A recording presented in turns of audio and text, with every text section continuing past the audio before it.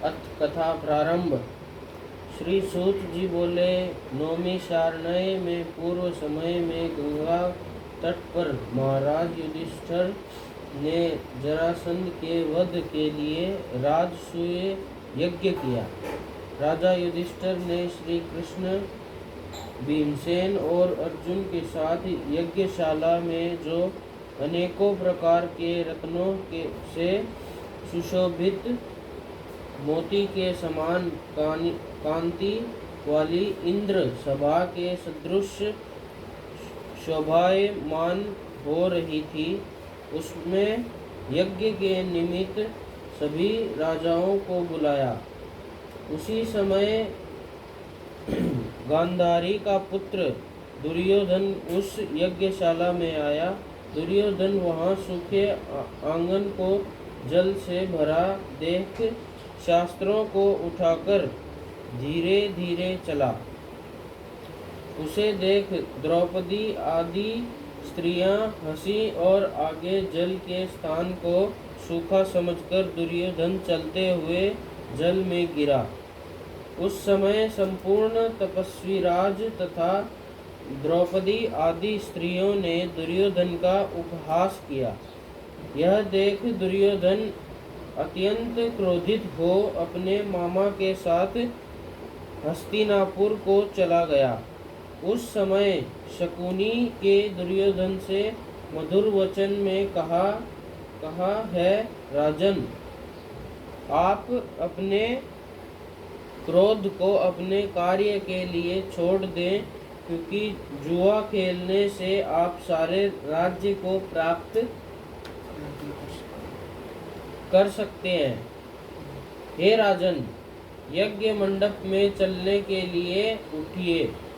ऐसा ही हो, कहकर दुर्योधन यज्ञ मंडप में आए।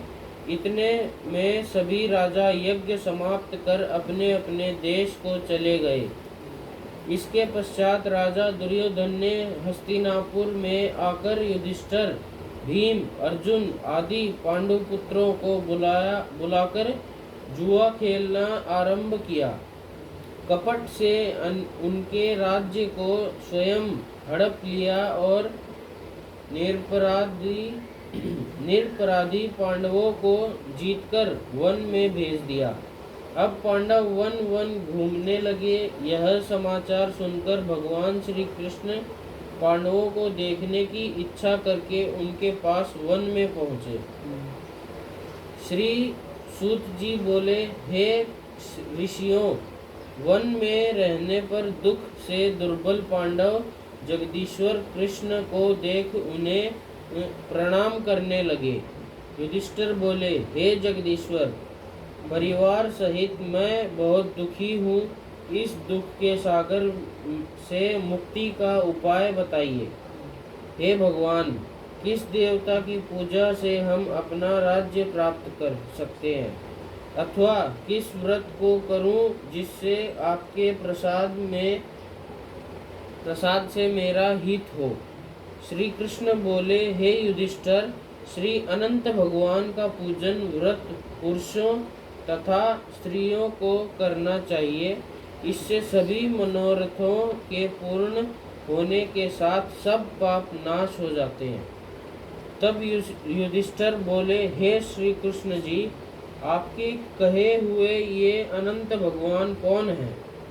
क्या शेषनाग है? क्या तक्ष सर्प है? अथवा परमात्मा को अनंत कहते हैं?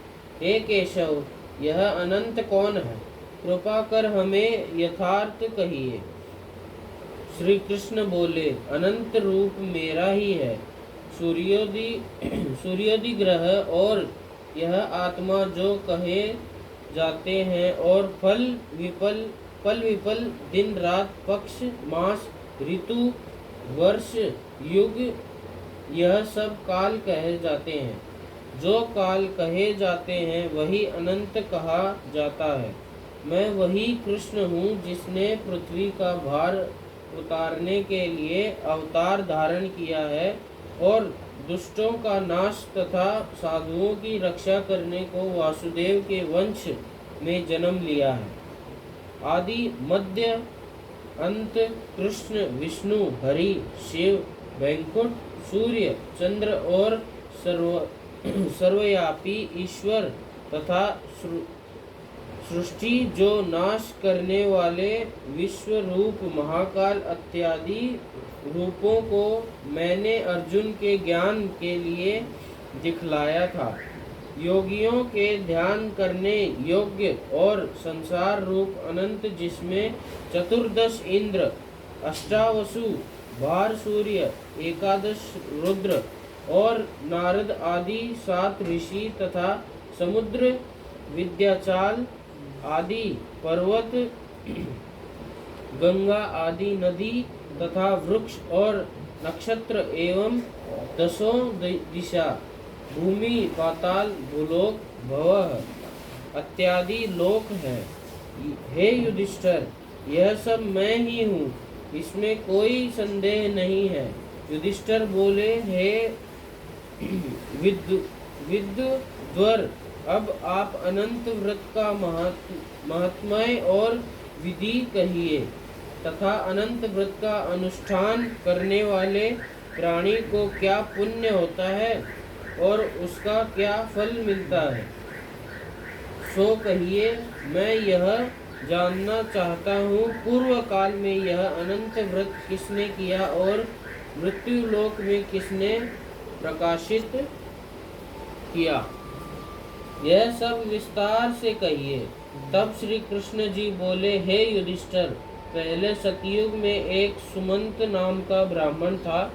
उसने वशिष्ठ गोत्र में उत्पन्न भृगु की सुंदर कन्या दीक्षा का वेदोक्त विधि से विवाह किया।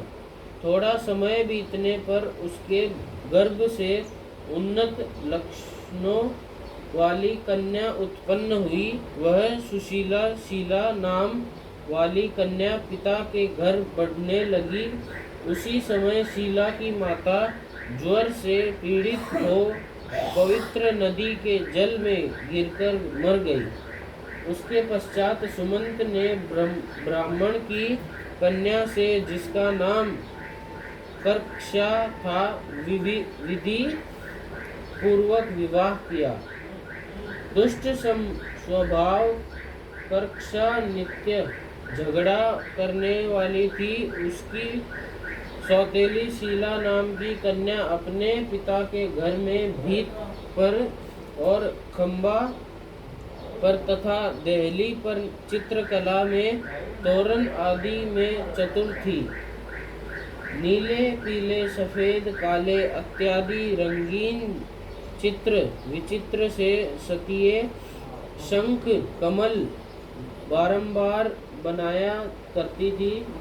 इस प्रकार बहुत काल व्यतीत हुआ और इस प्रकार वह कौरमाय अवस्था वाली शीला को देख सुमंत ने चिंता की कि यह कन्या मैं किसको दूं, और इस विचार से दुखी हुआ। उसी समय वेद के जानने वालों में श्रेष्ठ और स्त्री की इच्छा करने वाला कांति युक्त मुनियों में श्रेष्ठ कौंडिल्य ऋषि वहाँ और आए और बोले, हे सुमंत, तुम्हारी सुंदर कन्या शीला को मैं वर्ण करना चाहता हूँ।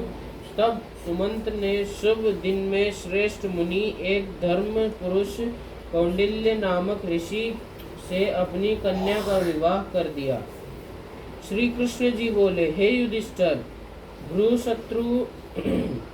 भ्रुसूत्र की कही हुई विधि से विवाह किया।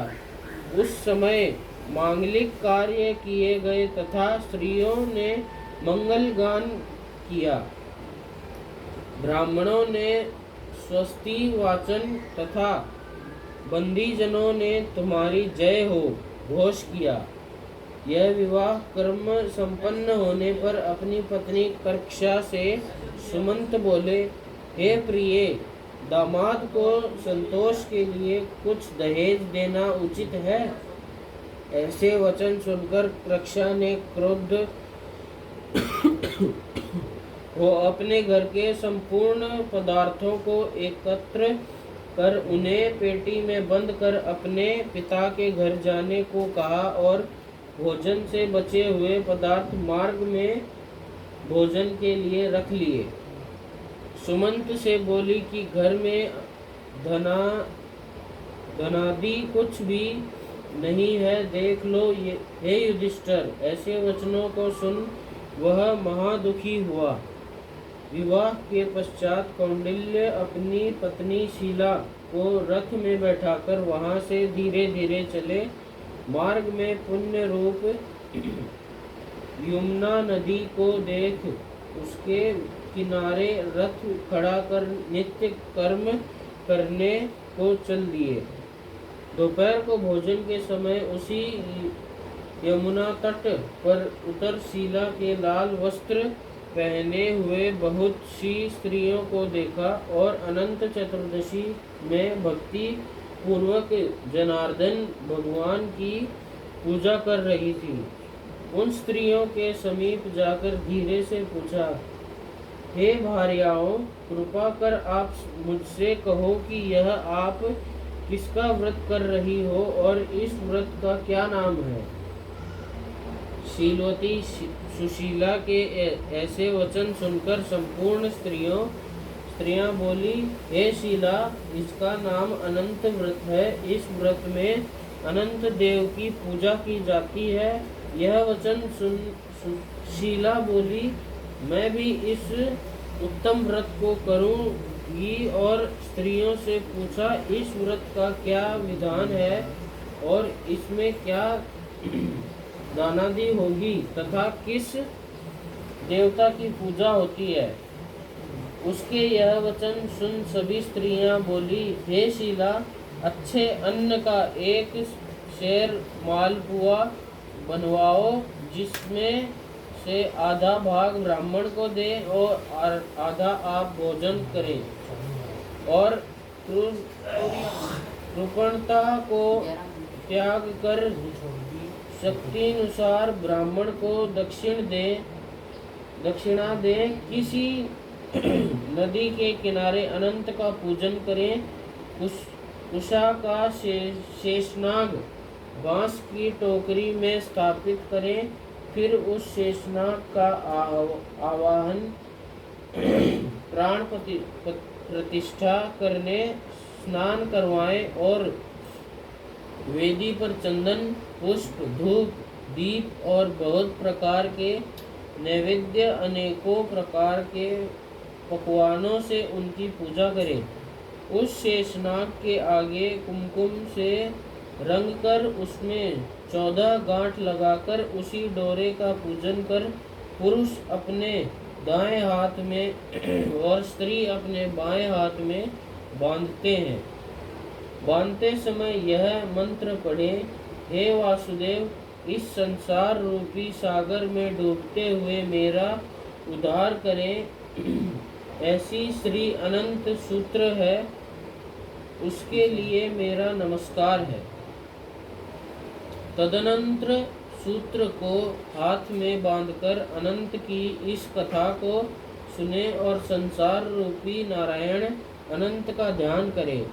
हे शीला, इस प्रकार हमने तुमसे इस व्रत का विधान कहा।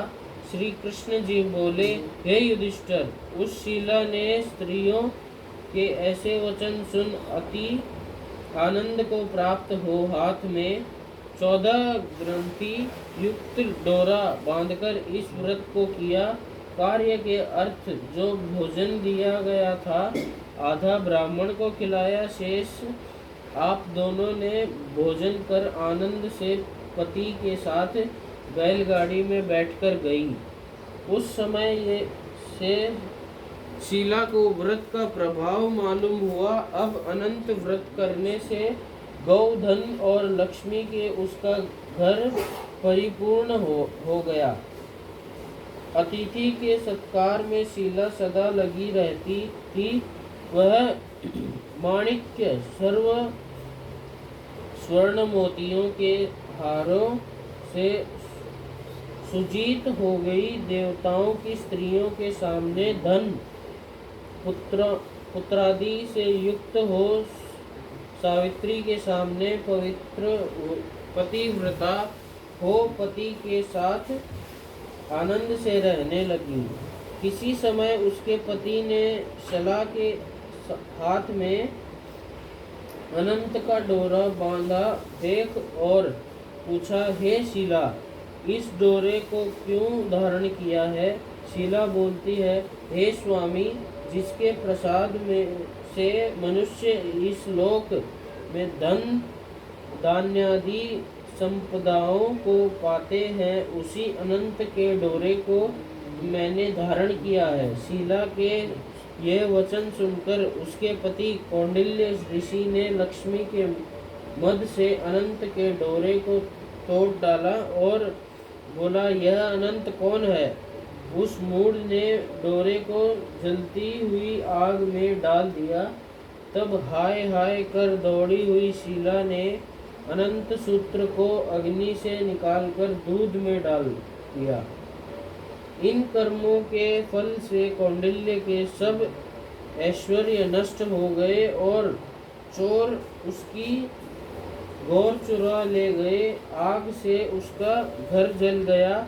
जो जो पदार्थ जिस प्रकार से आया उसी प्रकार से चला गया। अपने स्वजनों से कलह तथा बंधुओं से नित्य प्रति झगड़ा होने लगा। उसी अनंत के डोरे को तोड़ने से घर में दरिद्रता आ गई। भगवान बोले, हे युधिष्ठिर, उससे कोई मनुष्य बोलता भी न था। पीड़ित शरीर से अत्यंत दुखी होकर वह बोला, हे शीले, मुझे अकस्मात शोक होने का क्या कारण है?